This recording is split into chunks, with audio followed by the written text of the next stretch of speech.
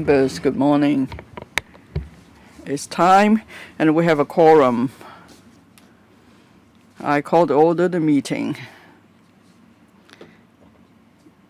Let's invite the administration to join us first.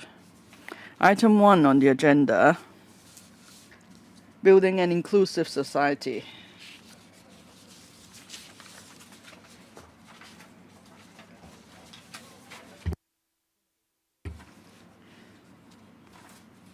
The government representatives attending the meeting today are Mr. Ho Kai-ming, Undersecretary for Labor and Welfare, Mr. Clement Wu, Undersecretary for Constitutional and Mainland Affairs, Mr. Fletch Chan, Commissioner for Rehabilitation, Labor for Rehabilitation, Ms.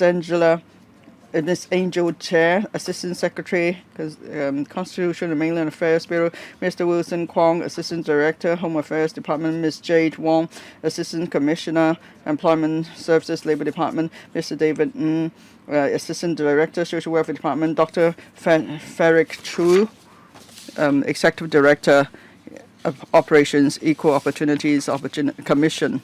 First, I'll invite Mr. Ho Kai-ming to brief us on the paper. Thank you. Thank you. We're going to brief members on our measures relating to building an inclusive society and the related work of the Equal Opportunities Commission, EOS. The government is committed to building an inclusive society, so we provide support services to persons with disabilities, ethnic minorities, EMs, and URI from the mainland NAs to help them integrate into the community and cater to their different needs. EOC is also committed to eliminating all forms of discrimination for creating an inclusive society.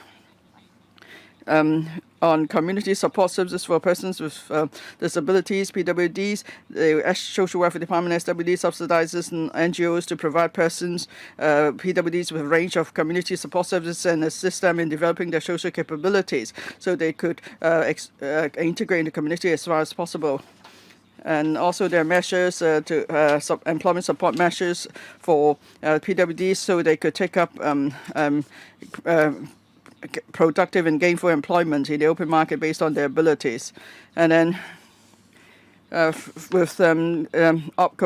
EMs, we work with NGOs, the Home Affairs Department work with NGOs and so on to provide various services to the EMs. So we have the support service centers for EMs, and we have also EM care teams, and there is the various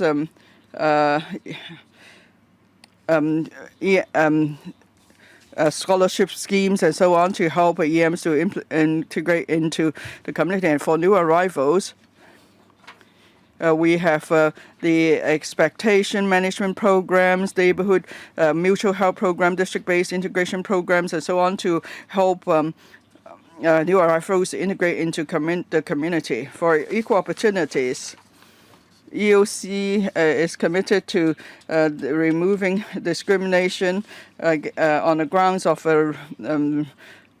disability, family status, and race. And they try to foster a diverse and inclusive workforce. And then today, attending the meeting, we have representatives from the Home Affairs Department, the CMAB, and so on, and we are happy to answer your questions. Thank you. Now, including myself, there are 10 members who wish to ask questions. I'll read out the list. Dr. Chow Man Kong, Mr. Chen Xiu Hong, Mr. Tang Fei, Mr. An Man Yu, Mr. Benson Lok, Mr. Kwok Wai Keung, Mr. Dennis Leung, Mr. Duncan Chiu, Mr. Kenneth Leung, Ms. Eunice Yung, and myself. So 5 minutes for questions and answers, please. First, Dr. Chow Man Kong. Thank you.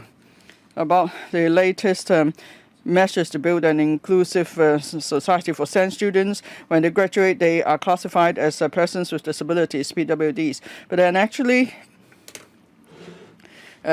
for SEN students with serious condition, they are entitled to disability allowance. There are over 300,000 SENs and 96,000 have autism, ADHD, and and learning difficulties. They account for about 20% of SEN students. And after they graduate, they also require strong support from the government for them to secure employment. So with job matching and providing allowance to employers and so on. So how many SEN students can benefit from these measures? And then with an increase in the number of SEN students, more of them will be joining the workforce. So what can you do to support and educate employers and help SEN students secure employment? And then in the policy address last year, there's an announcement that the Employees Retraining Board will step up partnership with higher institutions and so on. Now for PWDs with higher education qualifications, will you give them training to enhance their competitiveness? For example, there could be dedicated courses with targeted training support for them. And then I've also received requests for assistance that may involve the discrimination on the grounds of disabilities. Now, some told us they work in or they study in UGC-funded students universities. And the student actually has a hearing impairment, but then these university is not providing any sign language interpretation for the students, so the student has to spend several hundred thousands of dollars to find someone to, prepare the notes and materials for him. So will the government provide effective support in cases like this?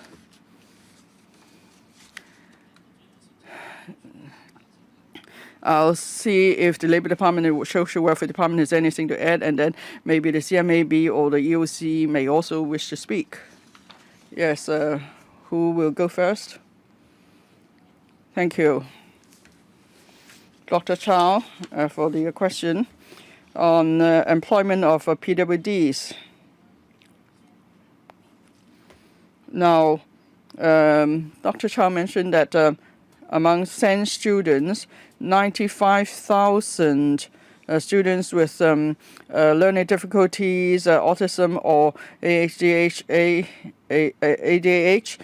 Now, we will actually work with schools. We'll go to schools to explain the services that the Selective Placement Division provides.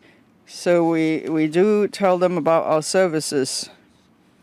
And then in 2024, now, there are relatively few who've registered. About 2.6% of those registered have attention deficiency, ADHD, or learning difficulties. And they can, if they think our service is not suitable, then they can make use of our youth employment service. There are special services there to give them pre-job training, job matching, and on-the-job training to help them secure employment. While you only approach the Education Bureau, that may not be sufficient because they only receive support in junior secondary. When they go to senior secondary, they don't get much support. So maybe it's better that you approach parents' associations or dedicated support groups. And then for the UGC-funded institutions, maybe the Education Bureau cannot have so much say with the institution, so maybe you need to do something about that. The other question is about discrimination on the ground of disability. Now, if someone feels he is discriminated against, he can always make a complaint to the EOC.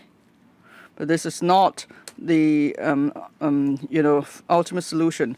10 years ago, EOC has set up a platform with the 8 UGC-funded institutions. We have meetings every 3 or 5 months. Is to give support to students with needs. I think in the past 6 years, every other year, the EOC would give $20 million of subvention to the 8 UGCs, UGC-funded institutions, so they could give support to the students with specific needs. And the CU has a sign language center.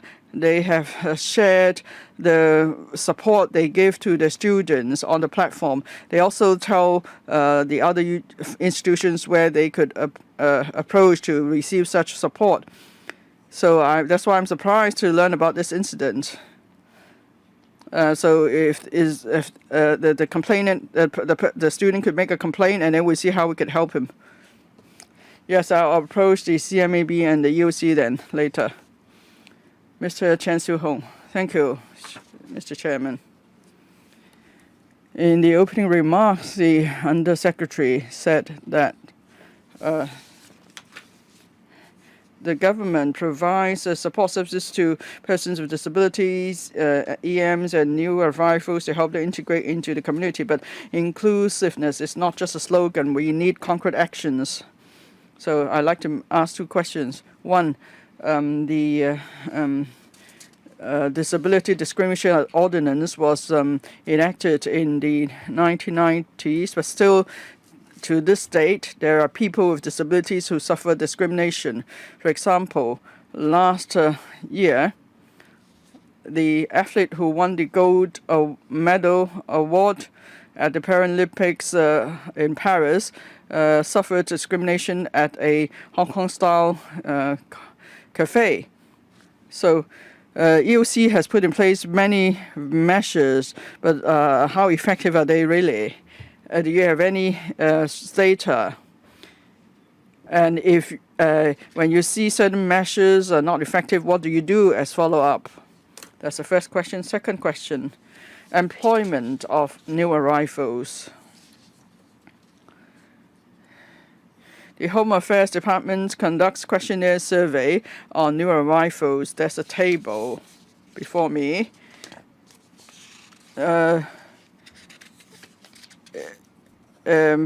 Between 2020 to 2023, more than 50% of the surveyed new arrivals planned to seek employment in Hong Kong. But then in 2022, 30.5% did not work in Hong Kong. 2023, the figure rose to 48%, and then by 2024, some 58.5 to 61% of those surveyed indicated they had no plan to seek employment in Hong Kong. Why is that the case? Why is it that over the years, fewer are preparing to work in Hong Kong? Now we have a serious manpower shortage now. So are there ways to bring these people into our job market? Before I invite the HAB to respond, let me say, HAD to respond, let me say a few words.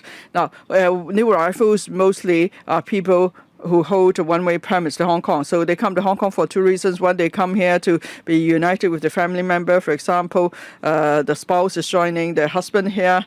So that's why when they come to Hong Kong, the wife still choose not to work.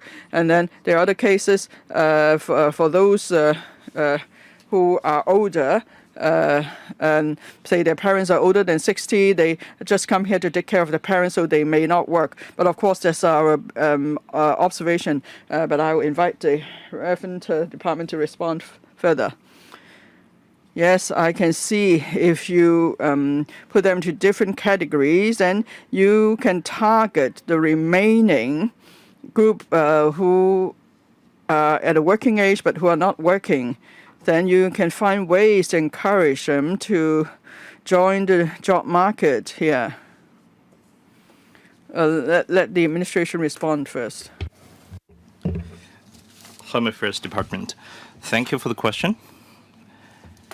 As we said, the HAD will work with the Immigration Department each quarter. And we will provide services to these new arrivals who receive their Hong Kong ID. and we will learn about their need for services in Hong Kong. One of the questions is about their propensity for potential employment opportunities. We've seen different trends in their propensity for employment over the years. And the Deputy Secretary has said those who applied for Hong Kong ID had different backgrounds. So their requests might increase or decrease in different time periods. And in our questionnaire, there is no further actions on researching on any potential reasons. And we will also share the statistics with different policy departments so they can make a better plan on future services. As we said, if these people encountered job difficulties, we have special services from the Labor Department for the new arrivals. I'd like to request a review on the discrimination against the people with disabilities, if that's possible. Thank you, Chairman. EUC is the statutory body which executes these 4 ordinances against the discrimination, including discrimination against people with disabilities. And whenever there is an issue, mediation is the first approach. If it's not successful, we will resort to other means. As Mr. Hall said, we will look for other institutions and we will give them simple training, especially to the shop owner and their managers. And the issue was resolved. And we have kept in touch with Ms. Hall. So we will probably go for some publicity efforts. So we will have TV commercials to promote people's awareness on that. And that's why we have this ordinance against discrimination in place. And sometimes our citizens don't have a right attitude, and the right attitude only comes from their education, their awareness. So what's most important is about education. As we said to the government frequently, in curriculum, we need to include more subjects about inclusiveness, right values, mutual respect, etc. I believe by doing that, we can help build an inclusive society. I'd like to provide more information. Please be quick. I'd like to remind everybody that this is not an individual case. We need to have a thorough review. We need to start with secondary schools, primary schools, and we need to train the frontline staff as well. So if we can enhance our work in this aspect, that would be good. Next, Mr. Dang Fei. Thank you, Chairman. The first question has to do with the guideline for the new arrivals. Are they covering all the new arrivals, or are they targeted at the people who come to Hong Kong with single journey permits? Because we have different requests from different types of new arrivals. Maybe not only with they're different with those with one-way permits. Are these guidelines targeted at the people with one-way permits, or does the government wish to take more efforts to cover all the other groups? Second, regarding ethnic minorities, we see that the government and also different sectors of society have worked on helping the EMs, but now we have a more diversified society. We have ethnic minorities working as civil servants and in the discipline departments. And if they have more opportunities to get into good schools, they will have a better future for employment. And we have been always concerned about the difficulty of EMs in learning Chinese, because most of the EMs are studying in government-funded schools. They're not studying in private schools or international schools. If they study in government-funded schools, and then DSE will be the only channel for them to move up in further education. So I'd like to learn about the situation, because the the EMs are only a small percentage in people who register for DSE, and only some hundreds, 100 EMs are bold enough to register for DSE. And we also encourage EMs to apply for Chinese courses specifically designed for non-Chinese ethnic groups. And we have also received a lot of complaints from EMs parents because these courses only cover basic Chinese, and they're not good enough to equip them with necessary skills to get into universities. We don't have any representative from the Education Bureau here, but I suggest that the Education Bureau and the Language Committee develop some courses specifically designed for EMs so we can help them get into universities, and at the same time we can help them get into good jobs. Now, GCE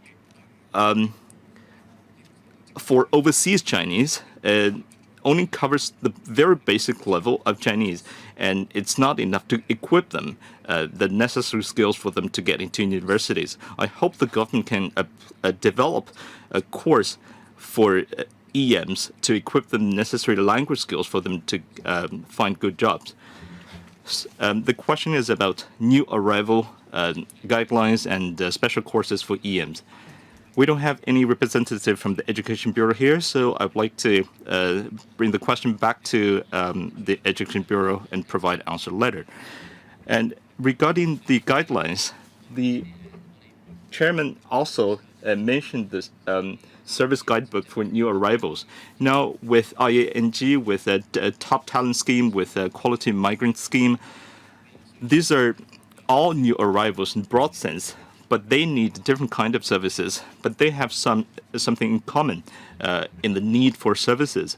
So we will develop some special courses for them, and for job employment, we will also help them.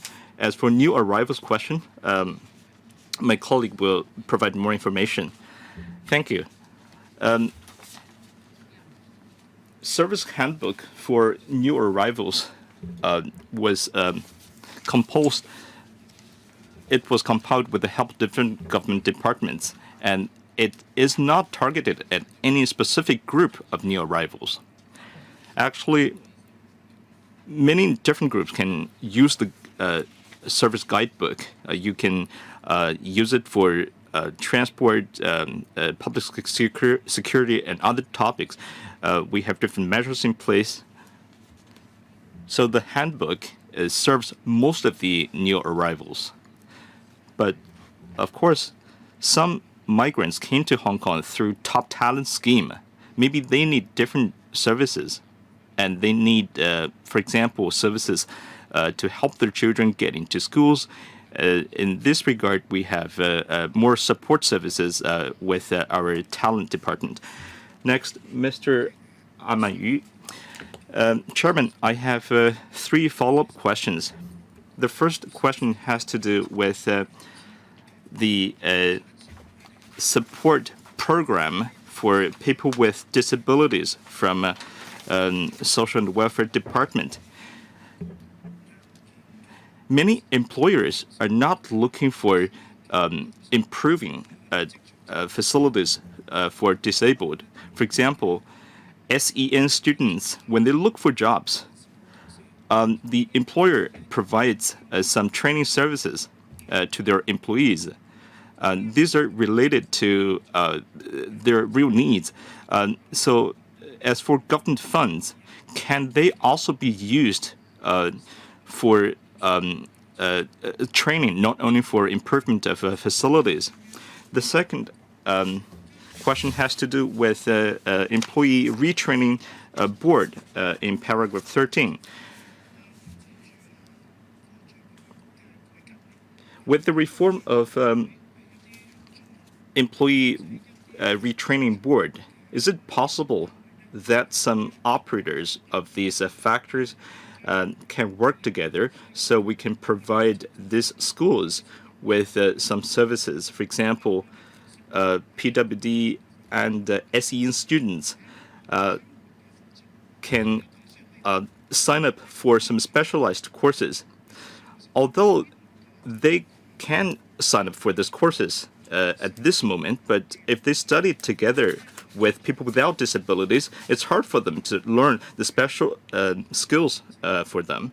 Is it possible that the government can ask the operators of these courses to provide special courses for them?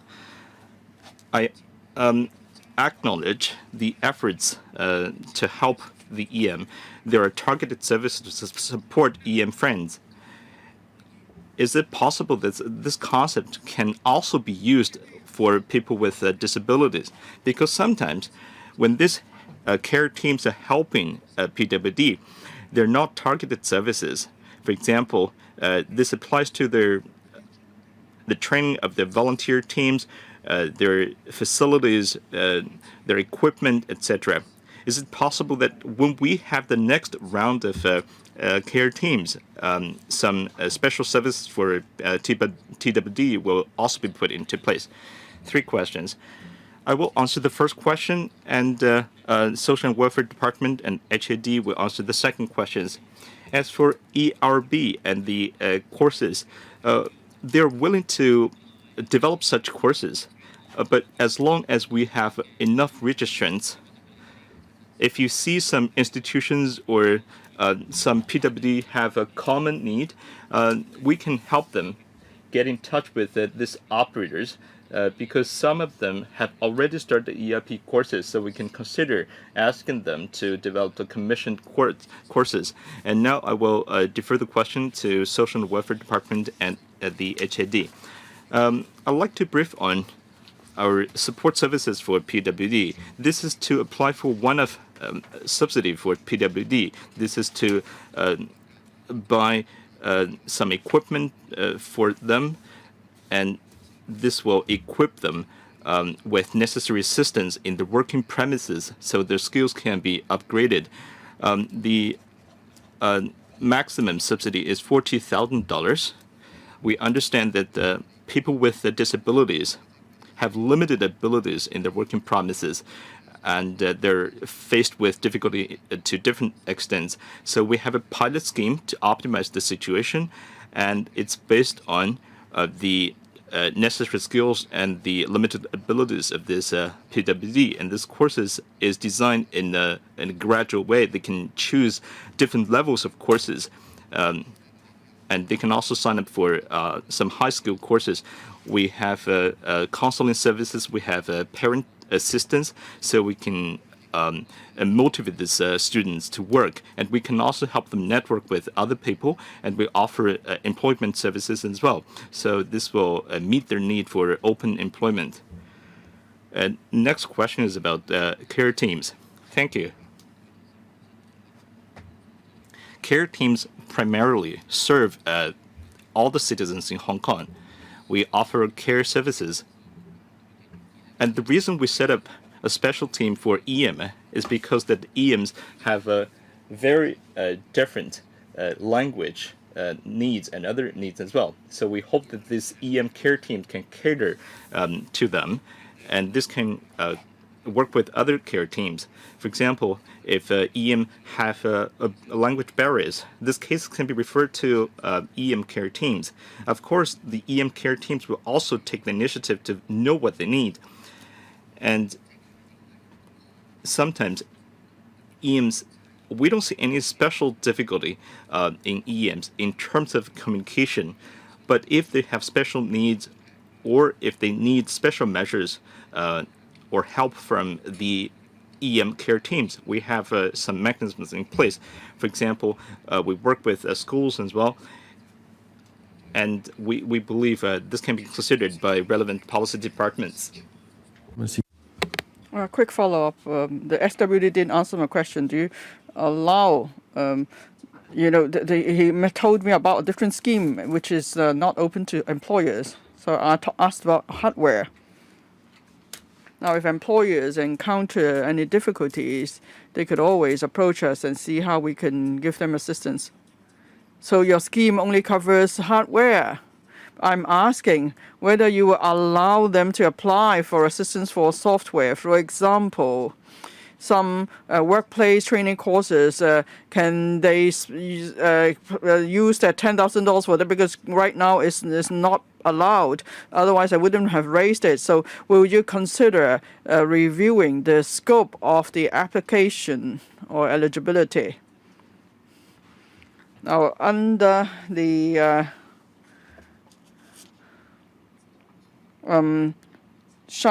the relevant training scheme, there is $1,000 for instructors, and that's where employers have the flexibility to use that sum for training. But it's for training that person, but not for other trainees, so please consider it anyway. Next, Mr. Benson Look. Thank you, Chairman. Paragraph 14. Promoting the setting of social enterprises.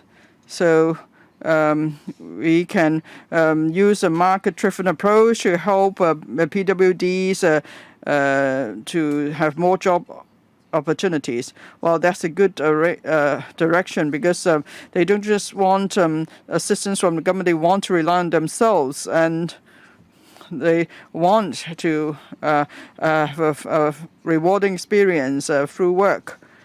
And I hear that the feedback is good from employers, because for PWDs, they don't switch jobs often.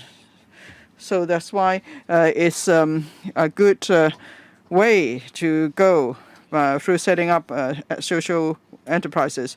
Now, social enterprises, by the name, it means there's a social element there, but then the enterprise is the other word that's important too. And very often people just apply for a startup fund, but then their business model doesn't really work, and then they exhaust the startup fund, and then the business folds. So I have looked at your website. There are many small shops under the scheme, but have you assessed the profitability of social enterprises under the scheme? Do they make good profit? I see the eligibility criteria is that it must be a Section 88 registered charitable organization. So would you consider opening up the scheme to other non-profit making bodies? For example, there are other entities like limited charities. They exist as charities through these means, so which they be covered. And third point, if you find that certain applicants' business model is not viable really, then would you help them to improve their business model? So questions on social enterprises.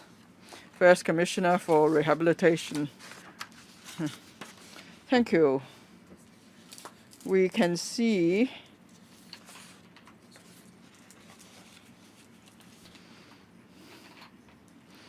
that we have to look at the viability of social enterprises. We'll see what more we can do.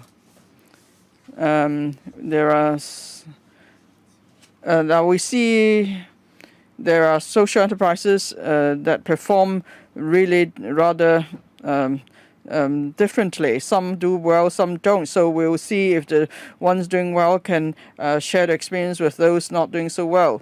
This is actually one item mentioned in the policy address last year.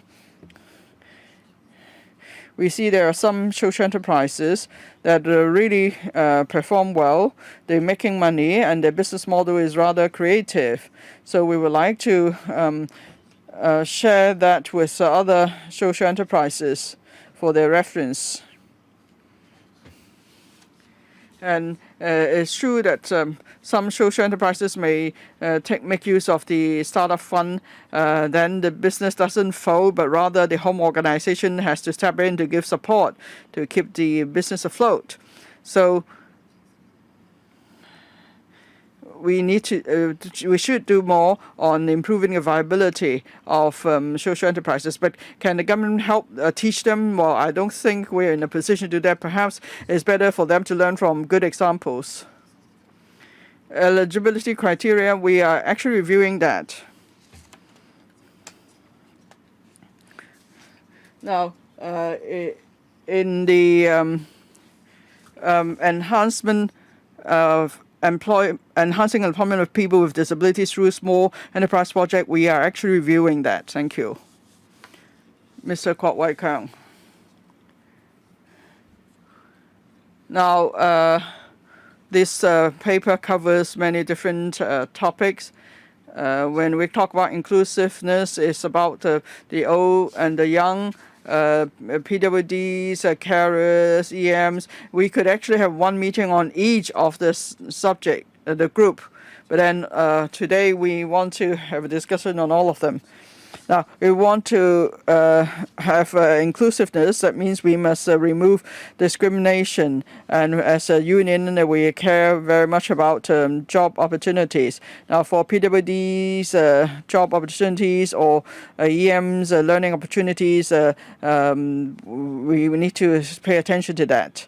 And then there are, now in paragraph 8, support for carers. There is a one-stop information gateway. There's a designated hotline for carer support, 182-183. That's 24-hour.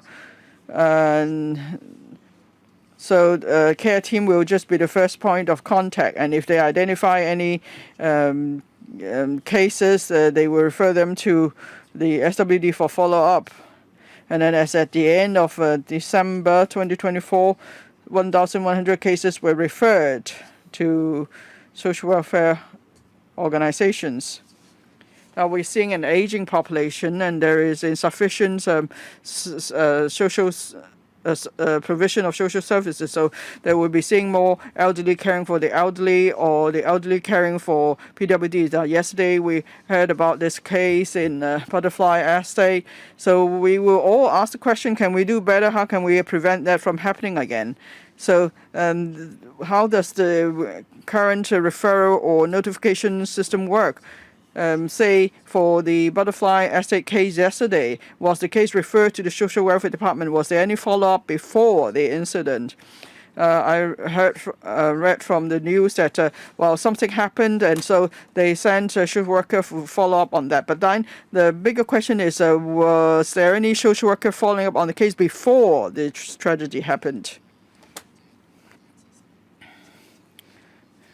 Now, carers are important to support the elderly and the PWDs, for them to integrate into the community. So that's why we have the 182-183 carer hotline, as you mentioned, and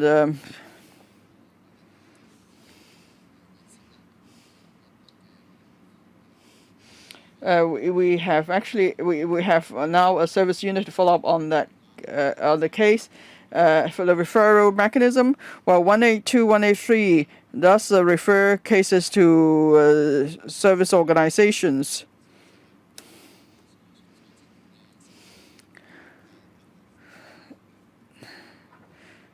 There are many carers and persons receiving care that do get support from the various service organizations now. Now, for what happens inside a home, now we may conduct frequent visits through the service units or the care teams. There may still a gap of a few days. That's why installing that bell is one useful measure. And then there, for singleton elderly and so on. We must pay attention to them. We want the community also help them out to pay attention to them, and we'll encourage them to install the safety bell. And then if service organizations take care of or give support to carers, they could also respond more quickly and to help them.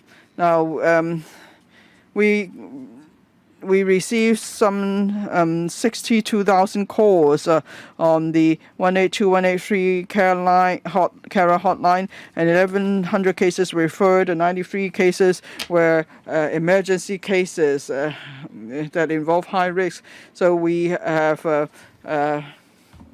various ways to support them, the support carers. Yes, I heard what the assistant director of the social welfare department said. There may be a gap of a few days. So usually the usual cases you won't refer. When you refer cases, then they are not usual cases. And you say there's a gap of a few days. How many days exactly? You have to be specific. And then, of course, we also know that, as I said, I asked whether the case was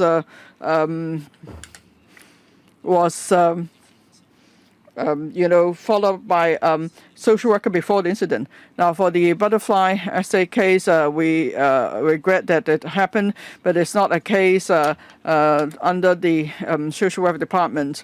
Now, we have care teams to conduct visits, and as the assistant director said, it's not possible for us to visit them every single day, every single hour. So that's why there's need for other measures. So that the best way is to install the personal emergency link service, and then if something happens, you just press the button. Now, and so through the care teams, and then those in need will be referred to the reference service organizations, and that's the better way to help those in need. Well, that's even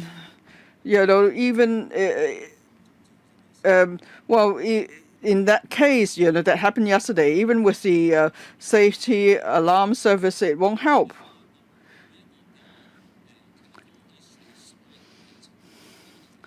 Now, of course, there's not one solution that fits all, but if there is a safety alarm service, it may help some cases. And we'll see, we have to see if we really need to conduct frequent visits. We have to consider that if it becomes a nuisance. Mr. Dennis Leung.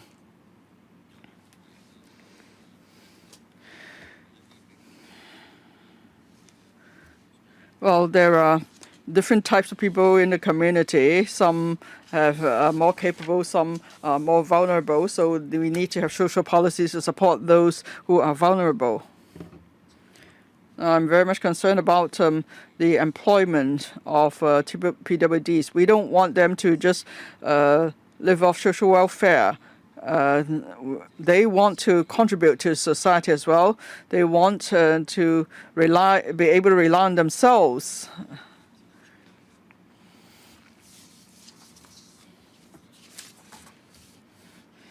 Now, the government has various schemes, the work orientation placement scheme, support program for employees, Shine Skill Centers, and so on. And how can we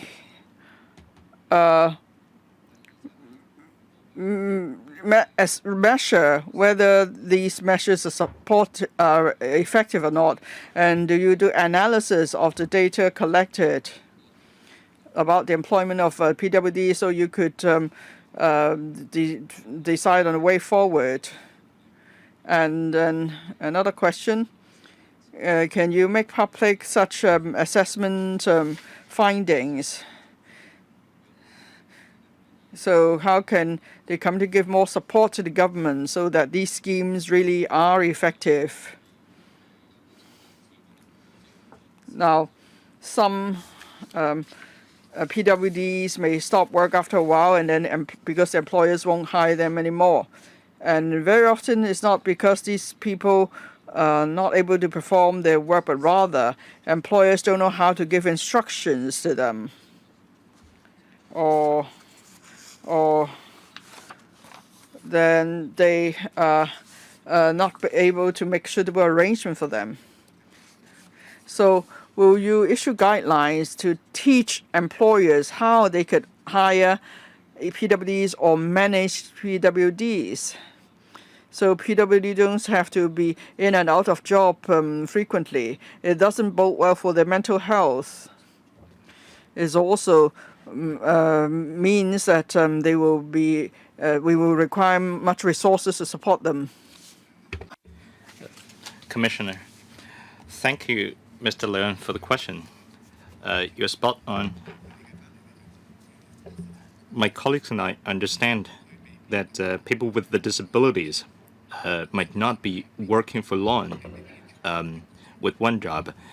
It's not that the employers are not hiring them. It's because that the people with disabilities are not happy with the job, so they just stop working.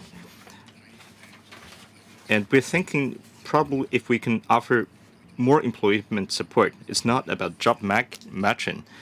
We should observe for some time and see if they're adapting to the job very well. We have some friends from the NGO working for them. So going forward, our new program will give awards to the employers, but that's not just about that. We hope that we can put together more institutions to build an ecosystem. If we can attract more employers to apply for this award, if they can tick some boxes, if they're included, we hope that they can work with some social welfare institutions in follow-up on the employment issues of these people with disabilities. If that's the case, then I think the conditions will be better, because we hope that the PWD can work for long in one job if they successfully secured one. And I'd like to defer the question to colleagues from the Labor Department. Thank you, Chairman. Thank you, Mr. Leon, for the question. Regarding the work orientation and placement scheme, we have a follow-up questionnaire, and we have over 1,180 cases that we have followed up. And we found that 41% of the employees can complete 9 months of employment, but after 3 months, in our follow-up survey, 70% of them are still on job. Even if they haven't finished the probation period, the training period, they could still look for job opportunities. And to the question regarding promoting the awareness among employers, we are working on another document, the guidelines for re-employment for people with disabilities. So this will raise the awareness for redesigning the work environment for employees, employers, and also the members of the public. Mr. Duncan Cho, I'd like to ask about a question for mental health. And a disclaimer, I'm also sitting on the board of Kwai Chung Hospital, a committee for mental health. And people concerned with mental health have increased a lot over the past years. And even people at work may suffer from mental problems. You'll see published a report in 2023 on labeling people with mental problems and attitudes towards them. We found that 81.7% of the respondents and 78% of people with mental issues faced with discrimination. And 50% of the respondents said that they will keep a distance with people with mental problems, and they're scared of being in the same room alone with people with mental problems. I think this is an issue to be tackled. For people at work, no matter if they have new mental problems or they have problems diagnosed early, we need to tackle them. And we need to help people with mental problems to go back to employment. Do we have any support policies in place? Is there any consistent policy that we can follow up on people with mental problems? Are there any support policies in place? Last time, we talked about labeling people with mental problems and discrimination against them. This report was published in 2023, so I believe the statistics were from 2021 or 2022. Are there any updated numbers? Should we continue with this kind of research? Is there any way for us to get some updated numbers so we can learn about the latest situation of mental health, so we can detect and address the problem as early as possible? The second question has to do with EOC as well. In 2024, there were guidelines for media platforms in dealing with people with mental problems. And were the guidelines working well? Are there any cases of labeling or discrimination? If they don't work well, will we send any warning letters to raise the awareness among media outlets regarding people with mental problems? This question is a cross-departmental issue, and it concerns Mainland and Constitutional Affairs.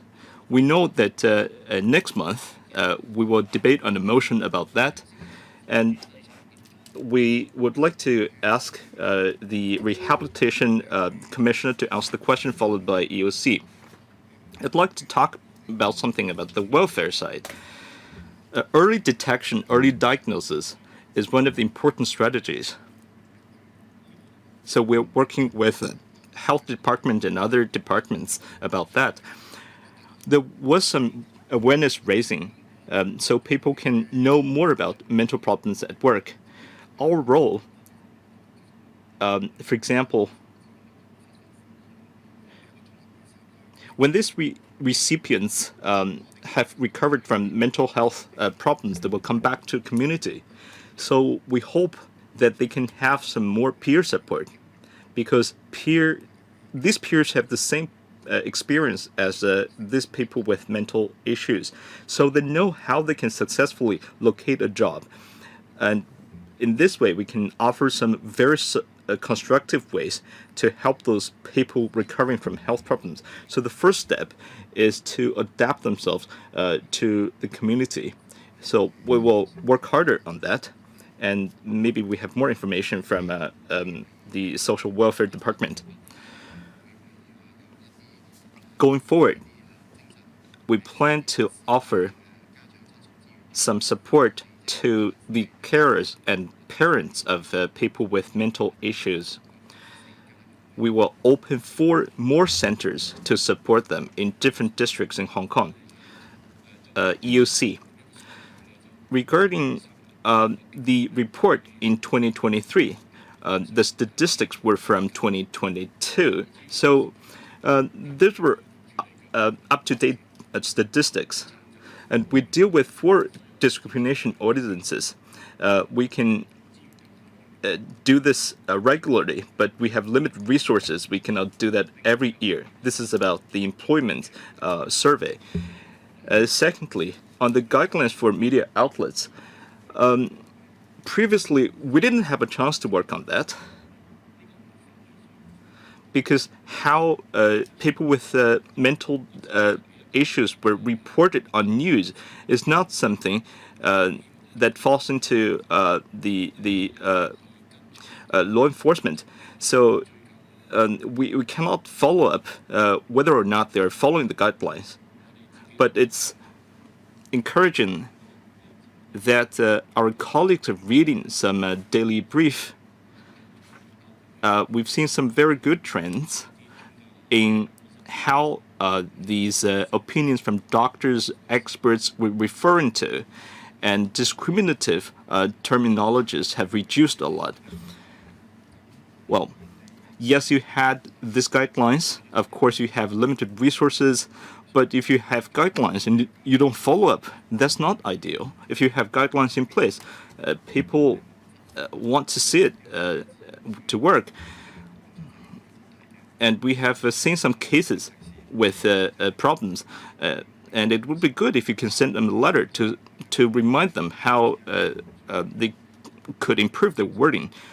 If you have guidelines, probably it's better to have some follow-up work as well.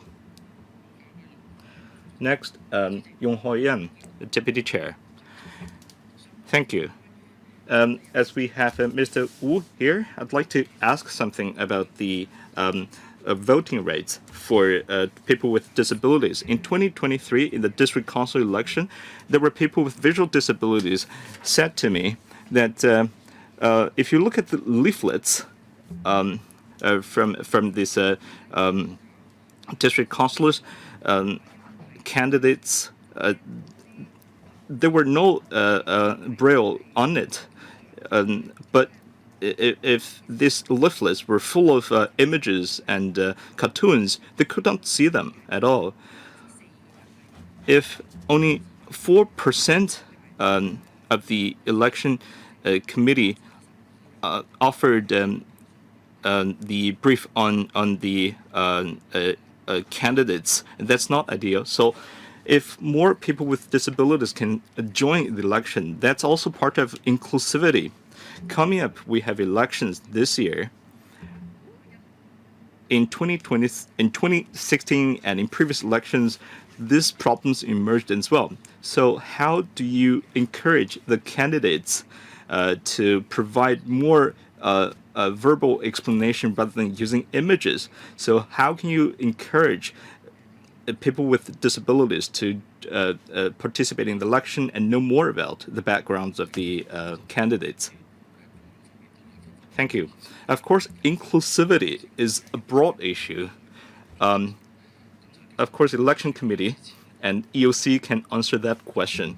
Every time we had arrangements for people with disabilities in elections. For example, how could we enable them to read the brief about the candidates if they're at the polling stations?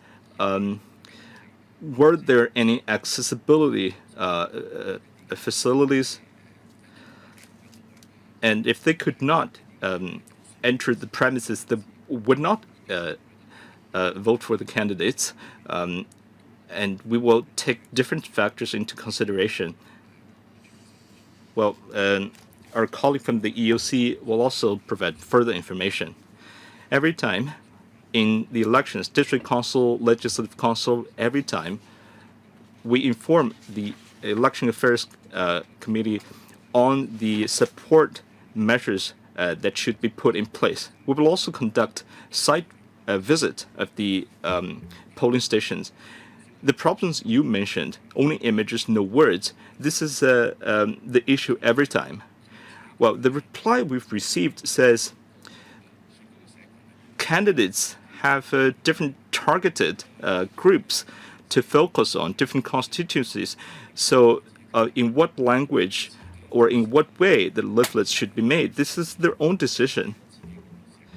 If they do that, they're probably limiting the accessibility of their own leaflets.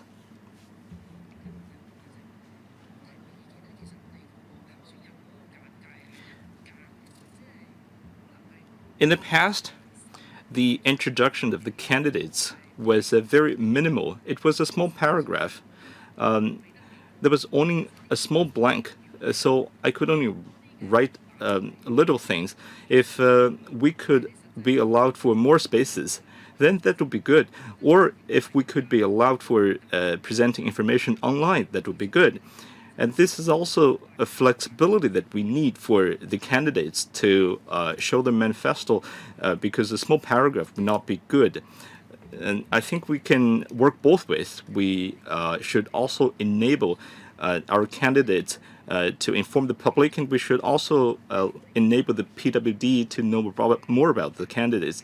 Of course, we can resort to different technologies, image technologies, etc. It's important for PWD to know what's presented on these images. We have AI technology in place that tells the people with disabilities what's on the image. We can use different technologies to know to satisfy the needs of the candidates and also people with disabilities. Next, Ms. Judy Chan. Thank you, Chair. I want to ask about community facilities for EMs. For EMs like those of Pakistani origin or Indian origin, they've been here for generations. I know some friends who are the 4th generation here in Hong Kong. And then in the urban areas like Wan Chai, Tsim Sha Tsui, and so on, they have their own temples, so they could do their worships there. But then they hope very much to have such facilities in the areas they live in. I understand the Home Affairs Department has done much to try to make this possible. But very often, the initiatives don't go so well. Now, I am familiar with the Tung Chung, say for the Sikh believers. They don't want a temple, say, but they just want their group to run a center. And then the center is actually to be open to all Tung Chung residents. But because of their religious background, residents nearby raise strong opposition. They believe it's just a temple only for them, for the group. So that's why the Home Affairs Department faces a lot of challenges. Now they have to consult the residents nearby, and so they're often stuck in the middle. But then maybe residents don't know enough about the religion, or they have misgiving about it, and then it's difficult, therefore, to provide such inclusive facilities. I believe it doesn't just happen in Tung Chung, but in many other districts as well. Well, let's not, make it life difficult for the department. Perhaps there could be a cross-departmental approach. Well, I don't know how you do it, but I'll leave it to you. But then when we talk about an inclusive society, I think we need to, remove misunderstandings or that the public may have. Well, I will relay that to the Home Affairs Department, because it's probably a different team that handles religious affairs. Well, if the center is supposed to be open to all, that means anyone could use it.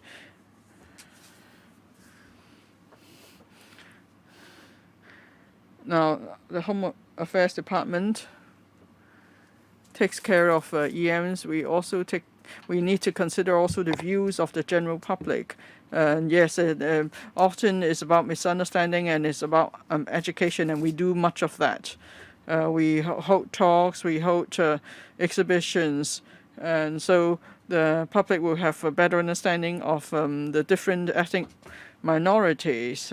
So they learn more about their different cultural background, and then they will change their perception about the EMs. Hopefully. Ms. Nix Lam, about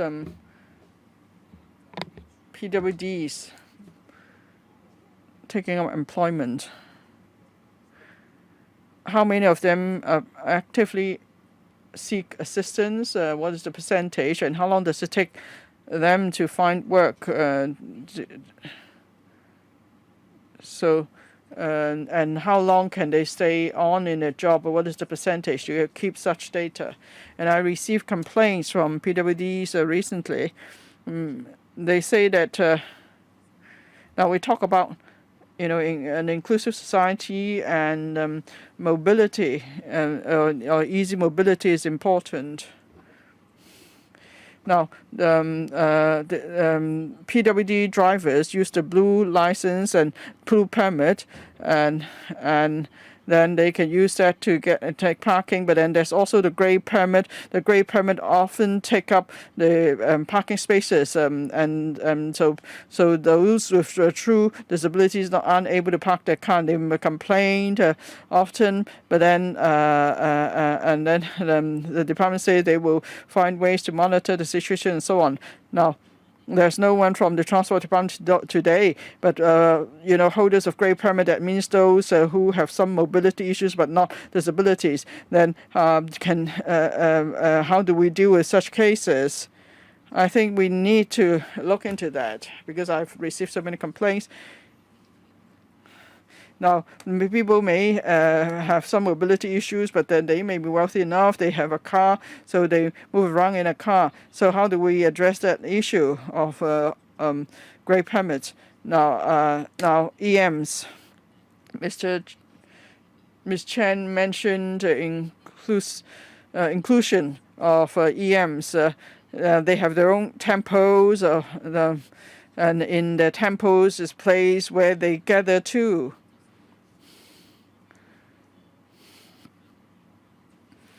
Some years ago, the EMs expressed hope that at Hoi Lai Estate, they've been renting the evening session of an NGO center.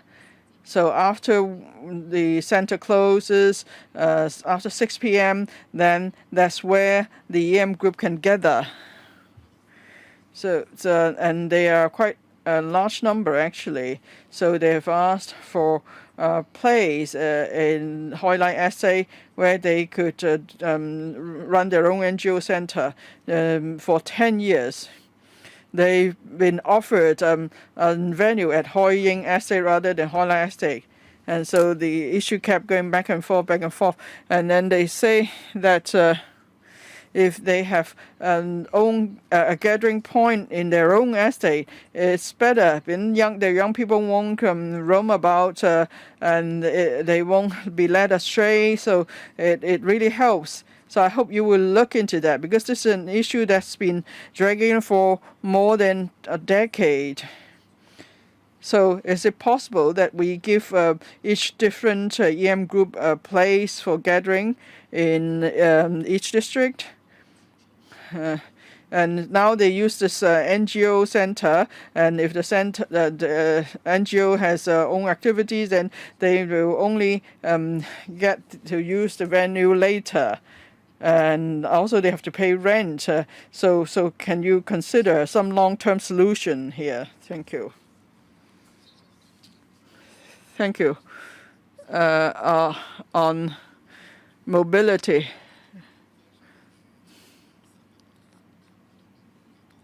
At the subcommittee on PWDs, perhaps I'll ask them to explain more on that occasion. Employment of PWDs, no. There are many different types of disabilities. And many PWDs are taken care of by NGOs. NGOs will try to help them get employment. You asked for figures. I don't have them really.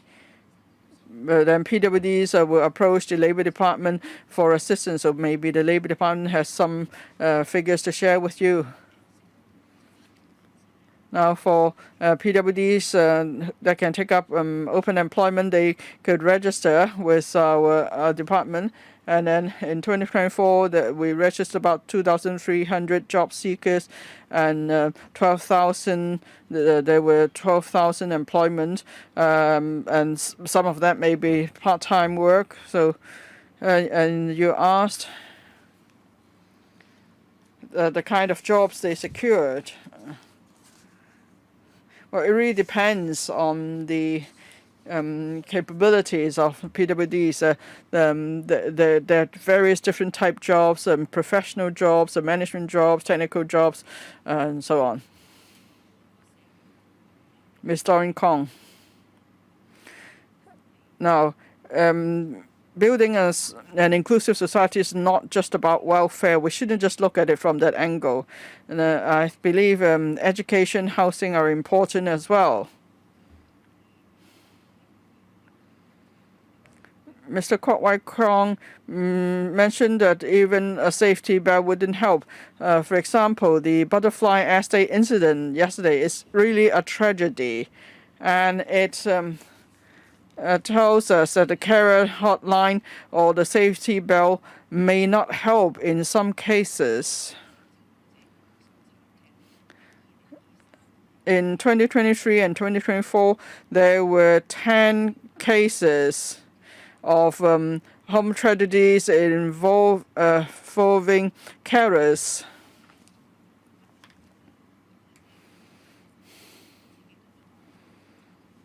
Now we're still talking about these issues today, and I believe I also have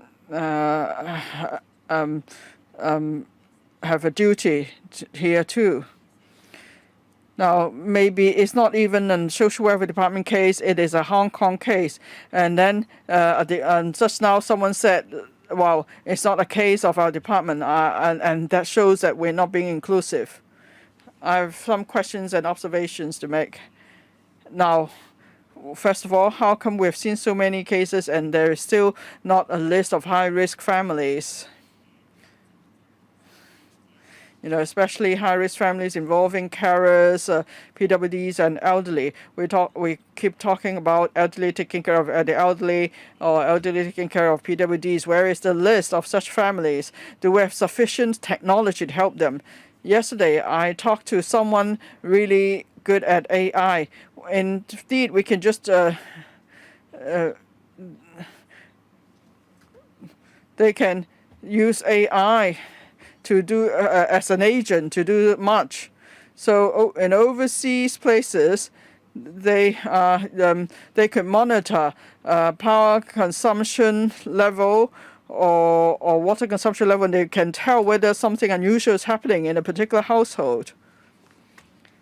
And that the AI agent can also help to make calls to say, call up the person. So AI could already do what humans usually do. So apart from setting up a sensor to say that the person is not moving around, well, technology is advancing much. Are we considering that? And then second point, we need to have targeted help for carers. We say we will step up publicity for carers. There is a carer hotline, but there are other more innovative or targeted approaches to help carers. Do we have the political will to give a definition for carers? And then there could be targeted subsidies and support instead of just publicity. Third point. Now, many of these tragedies involving carers involve PWDs, and there are many PWDs in the community. They are the lowest of the lowest rung here, and many elderly parents are concerned when they pass away, then there's no one to take care of the PWD's children.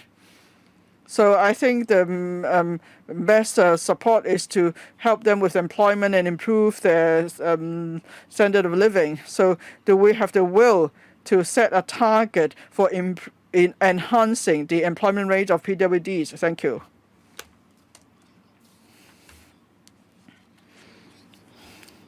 Yes, You mentioned a list of high-risk carriers and the use of deployment of technology. We're working on that.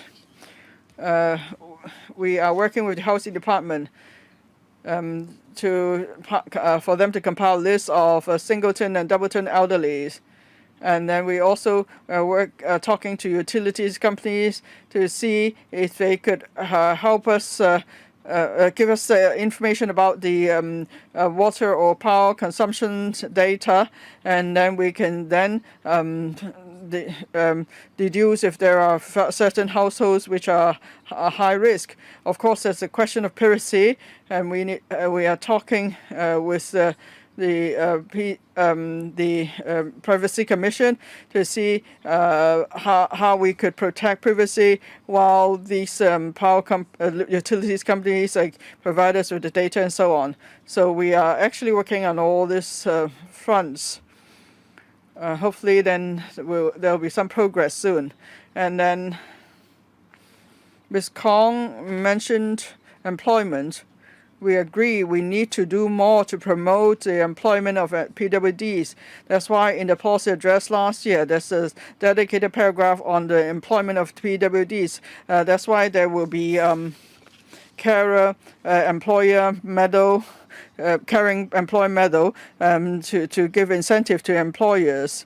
And it's more than just a medal, but rather it's about linking up those who want to support the employment of PWDs. And then so for businesses that perform the best, we can learn from their examples. And then people will accept, will be employing more PWDs. Thank you. Coming up, Simon Lee. An inclusive society is an important link in population policies. In an inclusive society, ethnic minorities can be respected and live freely in the community. People with disabilities, new arrivals, the impoverished, and EMs can all live in one place. In society, we have new forms of enterprises like social enterprises. I'd like to follow up on what Benson Luke has said. Our management policies towards social enterprises is very rigid. They're limited by guarantee, not limited by shares. We cannot regulate them. They cannot take the money away, but we're not sure if what they were doing. Now we can only regulate NGOs under Article 88. Most of them are NGOs, but NGOs' role is to offer some social welfare. They're not working well in commercial terms. Regarding the profitability issue, we understand that they're not very profitable, but sustainability is a good business model that we can use to take care of the society. So I urge the government to enhance the flexibility in its management so we can make use of the new business models with the advancement of society. And I would also request the timetable for the reform. My second question has to do with caring for the disabled. This is my own experience. We have a relative in Hong Kong, and there was mental problem. So he was mentally retarded, and we have some relative taking care of them. And now they're in their 60s, but every half year they need to visit the doctor to see if their mental illness has improved. And the arrangement doesn't make any sense, because if you're disabled, it cannot be that over half a year you're not disabled anymore. Frankly speaking, these carers are often elderly themselves. So if you need them to be caring for the disabled, it's very hard for them to do that. Secondly, we have some weird arrangements For example, we have some workshops for them to work. But if they have income, their subsidy is reduced. And if their subsidy is reduced, then they need to pay a fee to get a job. But the carers will have less money, less financial support for caring the disabled. Can we please review this mechanism? Because this is nuisance to the carers, and this is also squandering our resources for health and other aspects. Mr. Wu, 2 questions. I'd like to ask the Social Welfare Department to provide more information. I believe your relative, your friend, is a recipient of the subsidy. So, within the current scheme, we believe there is no reduction of subsidy. I remember that we're talking about $6,000 per person. If the income exceeds that amount, the subsidy will be reduced per rata. We encourage people to work in the workshops because that will motivate them. We will look at the issue afterwards because this concerns with different aspects of the society. Mr. Wu, regarding the disabled, we believe that part of the question has to do with disability subsidy, and we need doctors to check their disabilities. And we have this review mechanism that the disabled person will need to visit the doctor from time to time, usually every half a year. Sorry. On the second question, on social enterprises.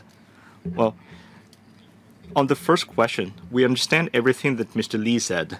We hope that we can complete the review within this year. Coming up, Doreen Kong, the second round. Chairman, very briefly, I'd like to follow up on what the department has said about the high-risk list from the Welfare Department. I'm happy to see that you're following up on that, but I'd like to offer a tip. Simply speaking, if you have this public housing, you have rental agreements. If these are new rental agreements, please consider adding some terms to the agreement. For example, if we need to protect them, if we need to protect the residents, then maybe we can add some terms to the agreements to exempt us from the privacy requirements because of the need to keep them safe. I'd like to ask a question also about the anti-discrimination ordinance. These ordinances were made in 1990s. We know that EOC updated the ordinance in 2016, and the government is also ready to amend the ordinance. And in 2022, there were some amendments made. But our society is changing very fast. For example, now we have a great number of carers. And if something doesn't work well in the mechanism, doesn't mean that this ordinance doesn't offer enough protection. And this has to do with the disabled and also single parent as carers. So will the government, in short time, will the government review the anti-discrimination ordinances so these ordinances can be amended again soon? Microphone, Mr. Wu. The government reviews the ordinance from time to time and take relevant measures. We will start from the long-hand fruit. We will tackle those simple, less controversial issues and we will go through the legal issues and operational issues. In 2021 and 2022, we promoted two amendments enhancing the protection of these ordinances against discrimination, including more legal protection against breastfeeding women. And we're working with EOC on enhancing legal protection against sexual discrimination. When the government has a clear direction, we will come back to brief the Legislative Council. We hope that the government can consider a thorough review looking at the current social problems and see if they can be tackled under current legal mechanisms. I agree with the member on that direction. Every year, we have a few cases of that kind. It takes some time for the cases to rise to a critical mass, but we will not give up on that. The last request to speak is from myself. I have two questions. Number one, two colleagues mentioned the development of social enterprises at today's meeting. And we believe we have the startup fund from the work orientation and placement scheme from the social department. And this targeted at a large part of these people in need. Most of them are EMs or people with disabilities. And on these two different programs, different funds, how are they different? Is there any interaction between the two schemes? And how can we focus on the real needs with our financial support in the development of these social enterprises? Today is 14th February. It's the Valentine's Day.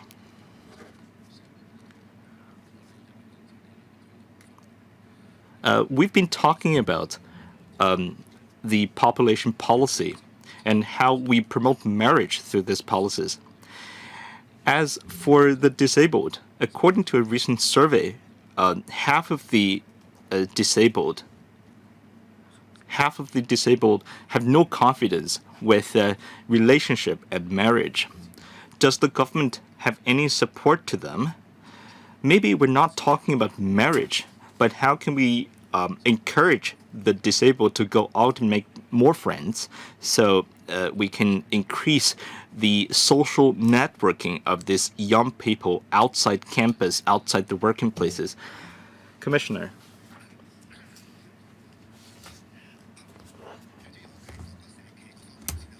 I'd like to, first of all, talk about social enterprises. And shortly, HAD will offer more information. We have two schemes, one under HAD and one under Social Welfare Department. And the HAD's plan is more broad, and ours is more targeted. It's about hiring people with disabilities. And the condition is that half of the employees must be the disabled. So we can offer more options for people who want to operate social enterprises. And that will make it easier for them to get approved. And if they want a broader gamut of options, they can go to HAD for their plan. And I'd like to ask our colleague from HAD to offer more information. Well, you also mentioned the social networking, interpersonal social issues. Well, we didn't work on encouraging them for relationship and marriages, but in our support policies, there are many activities in place to encourage their socialing efforts. This is not only between the disabled persons, it's also between the disabled and people without disabilities. And we hope that some good news will come from these schemes. And as my colleague said, the scheme is targeted at the disabled. And HAD's scheme is to support the people in need in general. For example, women who encounter difficulties in employment, they are also recipient of this scheme. We have received all of the requests to speak today at this meeting, and I'd like to thank the government representatives for their presence. The second item on the agenda is any other business. And the next meeting will be on 17th of March. It's going to be a joint meeting, and it's a joint meeting with the subcommittee on issues relating to HR training and planning. It's a joint meeting. And besides, members are also reminded that some agenda items arranged by the subcommittee, they will be put on the agenda in discussion with the government. If we have a concrete agenda, we will send circulars to the members. If there are no other business, I declare the meeting adjourned. Thank you.